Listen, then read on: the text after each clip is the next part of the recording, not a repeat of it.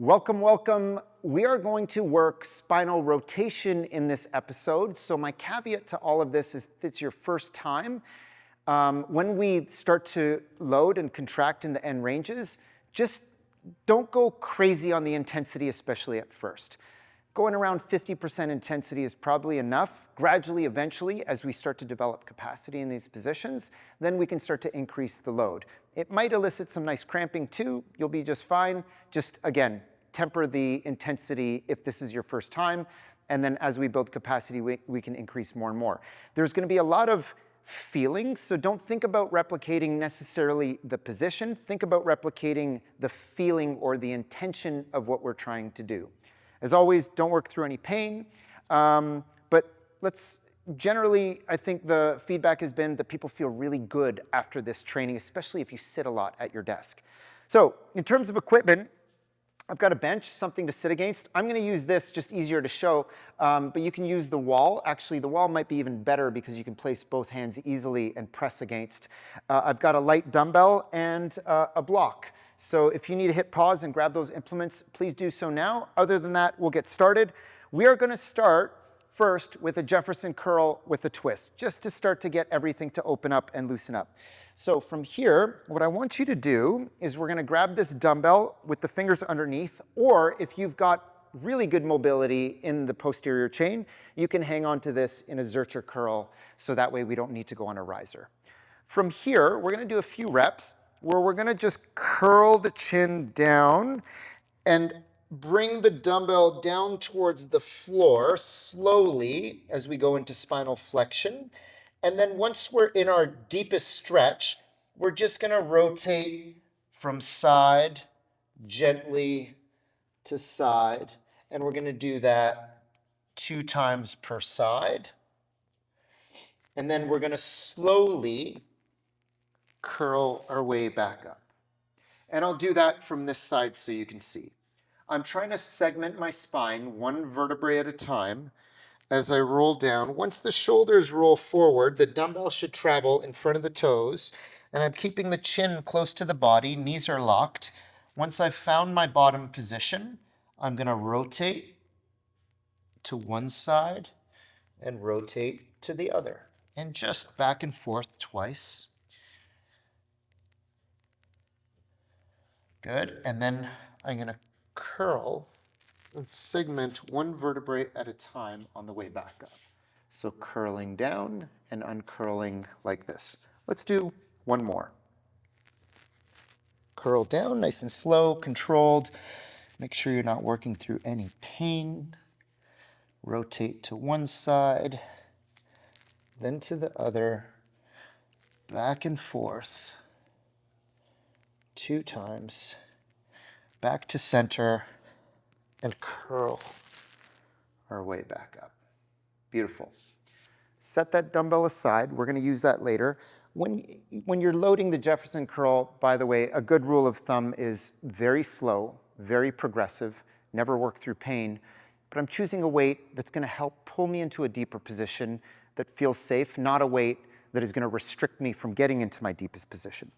Now, let's make our way over to our seat beside the wall.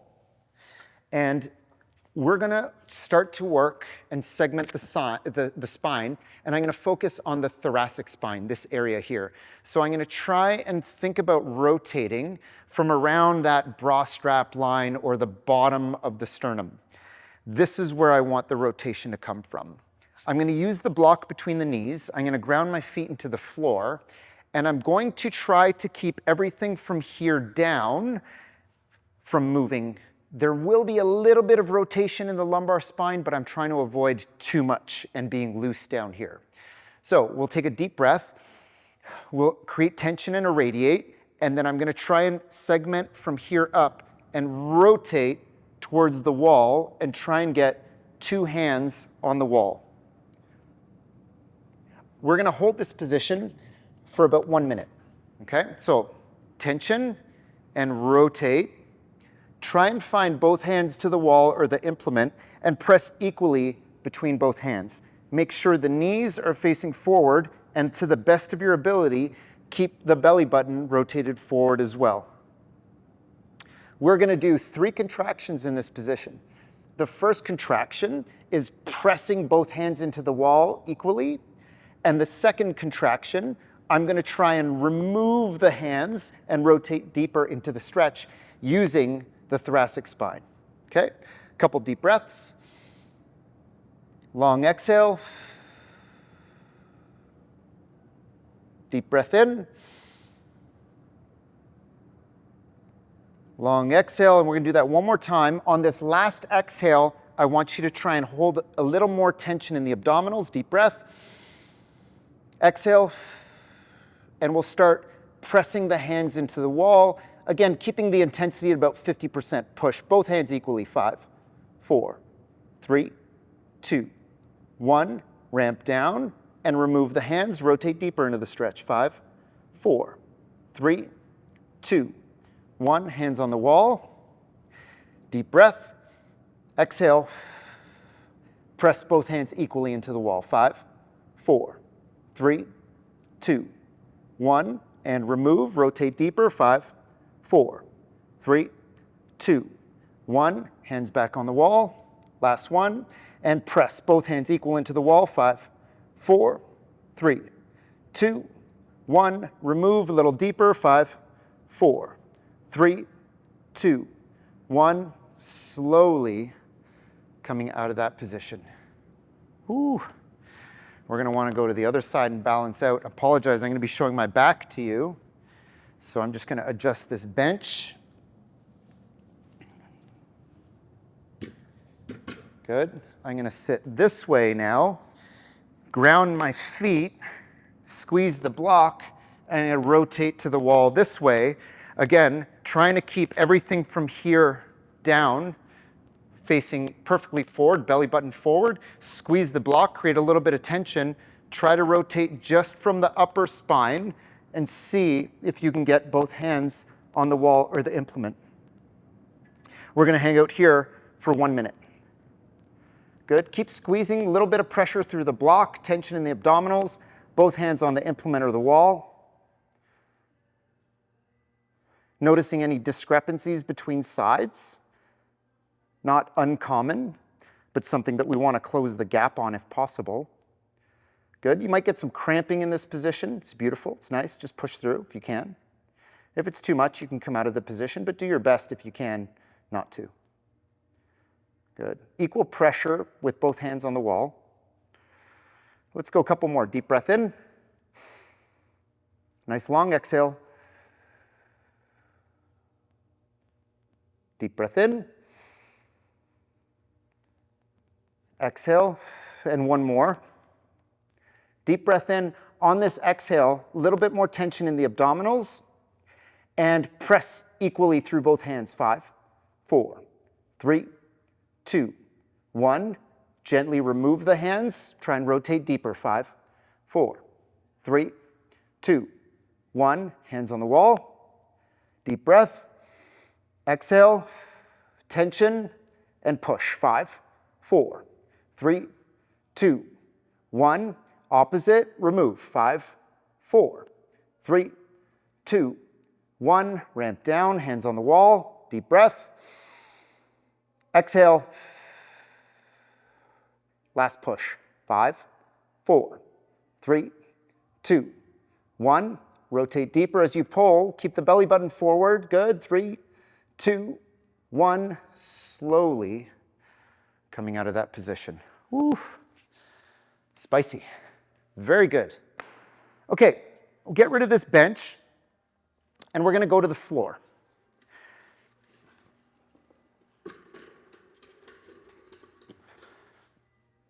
So for this next one, there are some important details. We can use the block. We might need it. We might not. We are going to lay flat on the ground on our back.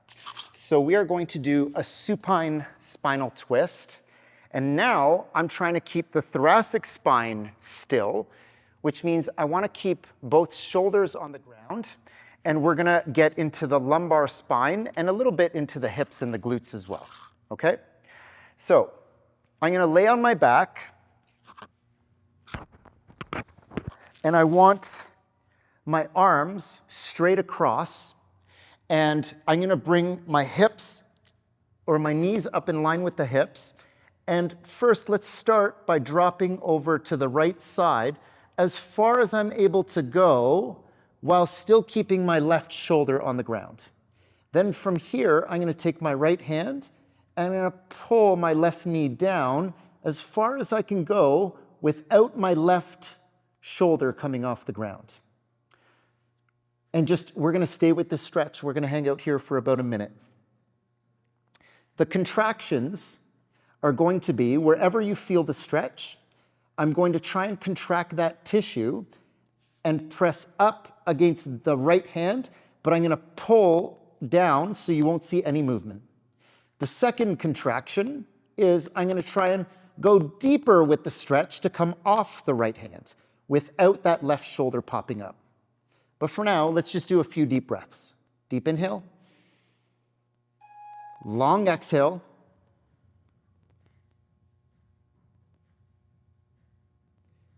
Deep inhale. Long exhale. We've got about 20 seconds left.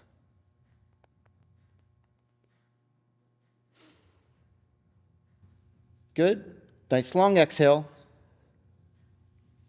One more. Deep breath in. Exhale. Keep that left shoulder on the ground. And wherever you feel the stretch, start to contract and press up into the right hand. 5, 4, 3, 2, 1. Relax. Now, try and remove the right hand and go deeper into the stretch, reaching the left knee to the ground. 5, 4, 3, 2, 1. Right hand goes back and relax. We're doing that 2 more times. Ready?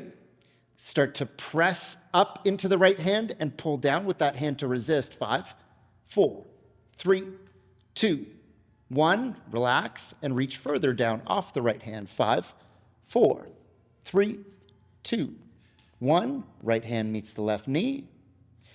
And last contraction, start to press up. 5, 4, 3, 2, 1. Left knee to the ground, off the right hand. 5, 4, 3, 2, 1. Right hand comes back. Deep breath. Long exhale. Slowly coming out of that position. Move around a little bit, and we are going to switch over to the other side. I've got my timer there, mic on the floor so you can still hear me. And let's go arms out to the sides. So now we're going to lift the knees up and we're going to gently control as we drop to the left side. I don't care what this bottom leg is doing, by the way. If you need more room, you can remove that leg to get further to the ground, or you can keep the knees stacked. I just care that the right shoulder is pinned against the ground and the right arm, and that left arm is pulling down that right knee. So now I feel a nice stretch all the way down into my right glute, and we're just going to hang out here for about a minute. And we're going to breathe. Nice deep inhales, nice long exhales. Obviously, because the rib cage is being stretched and compressed in this position, breathing or taking those deep breaths in are going to be tough, but do your best. Nice deep inhales. Try and expand the rib cage. Long, gentle exhales.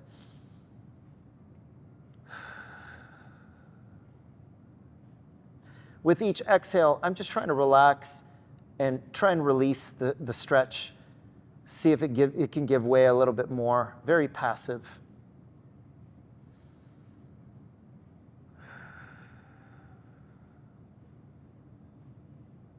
Almost there.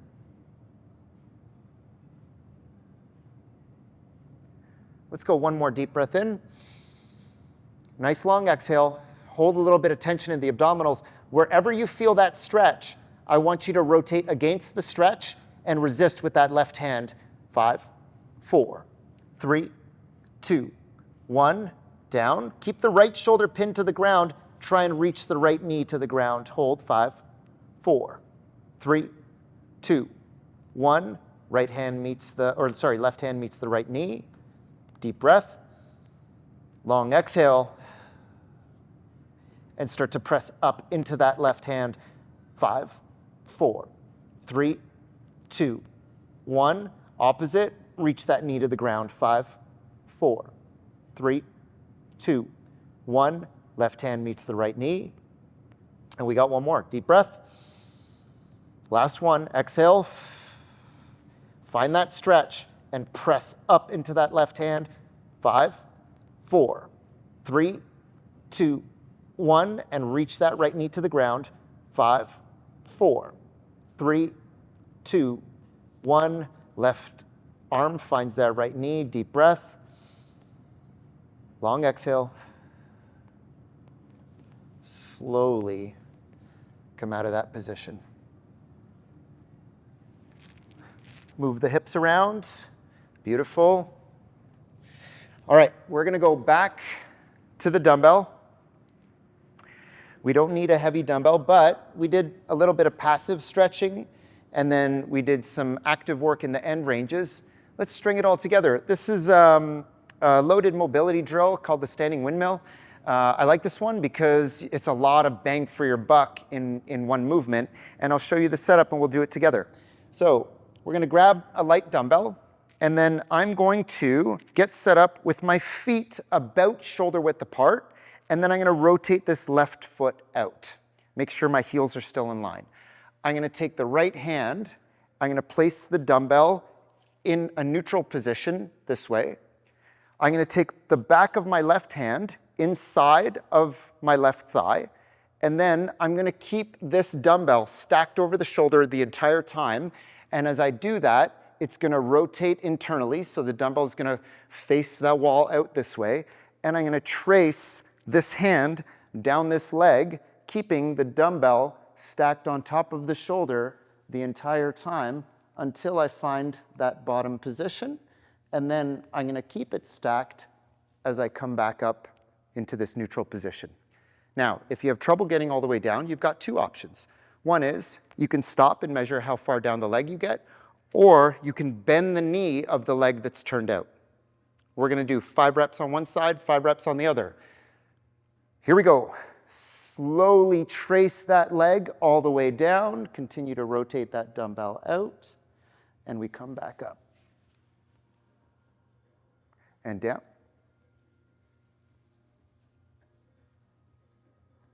And back up.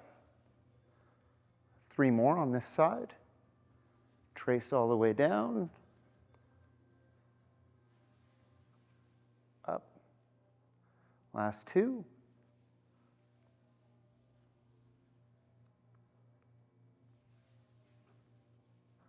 And last one.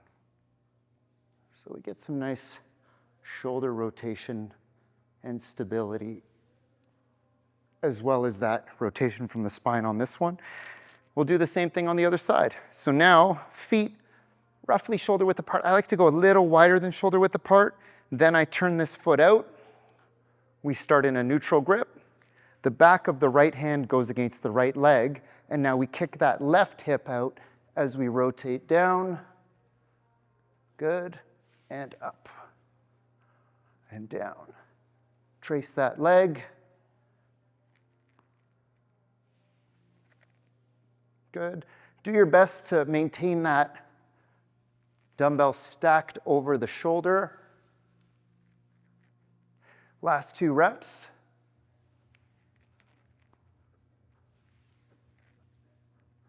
One more.